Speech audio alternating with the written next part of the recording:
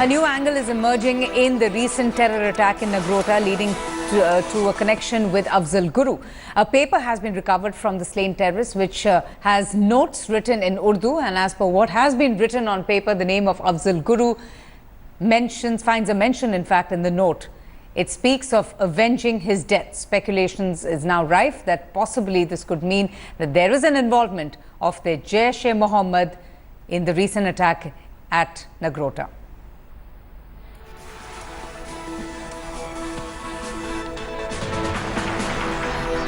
Let's go straight across now to Ashraf Wani. Ashraf, first of all, why don't you just give us more details about those two little pieces of paper that has been recovered from the slain terrorists? I believe that they have been written in Urdu. What else have you been able to gather from the investigations?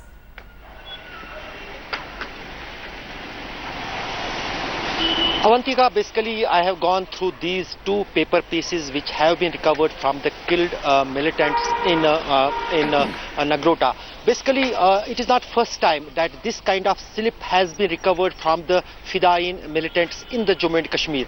As I remember, it is the third time when this kind of same paper has been recovered from the Fidayeen squads in Jammu and Kashmir and written with red ink.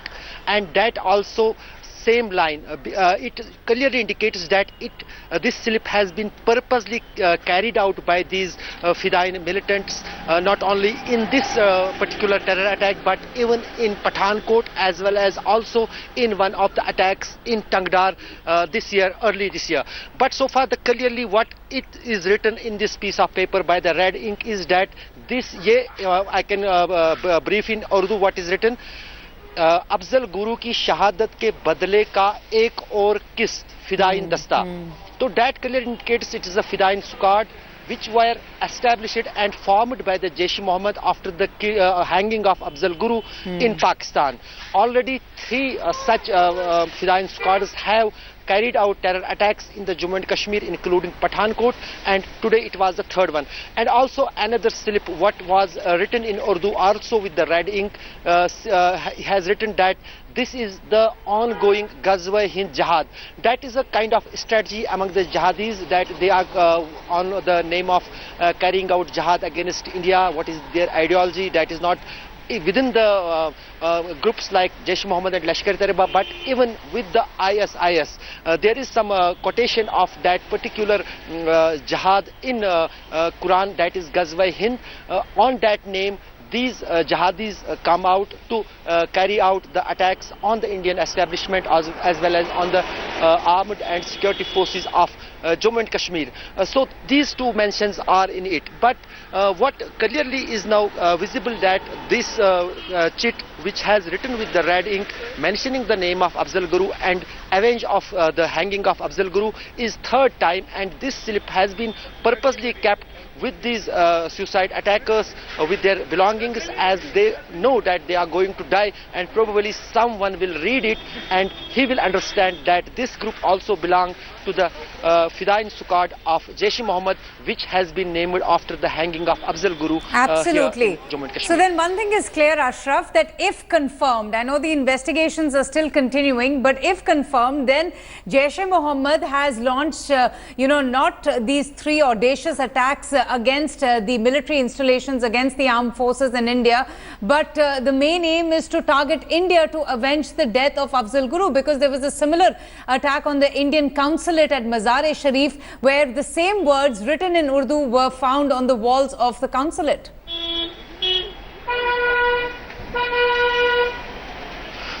Avantika, basically this input was with the intelligence agencies in the Jammu and Kashmir as well as in Delhi, that after the hanging of Afzal Guru, there was a kind of new recruitment among the Jaish-e-Mohammed, particularly in Pakistan, and they had formed special Fidayeen squads in Pakistan who will carry out the attacks after the hanging of Afzal Guru on the revenge, we can say, of Afzal Guru's hanging. And on that name, they were able to recruit many Fidains, not Okay. only in Pakistan but even many militants in the Jammu and Kashmir. We have seen the uprising in the militant recruitment, Right. particularly with the Jaish-e-Mohammed, also increased in the Jammu and Kashmir state, particularly in the Kashmir Valley. You know, let me get in also Gaurav Sawant, India Today executive editor. So on one hand, Gaurav, you have the Pakistan High Commissioner Abdul Basit offering an olive branch, speaking about relations between India and Pakistan. And on the other hand, you have Pakistan along with China blocking India's bid to designate, Masood Azhar and the organization as a terrorist outfit. So this is obviously the duplicity that once again stands exposed. Doesn't India seize through this? Will India use this piece of information and go to the United Nations?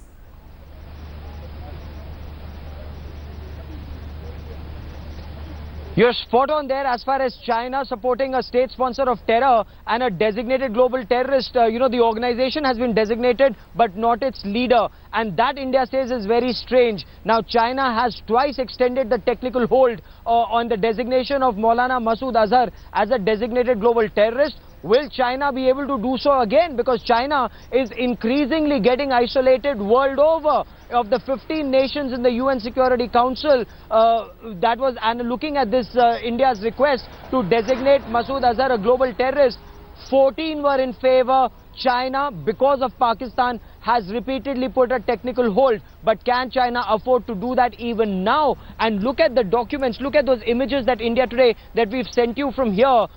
The dead bodies of these 3 Pakistani terrorists have AGS, that's Afzal Guru Squad, very clearly written.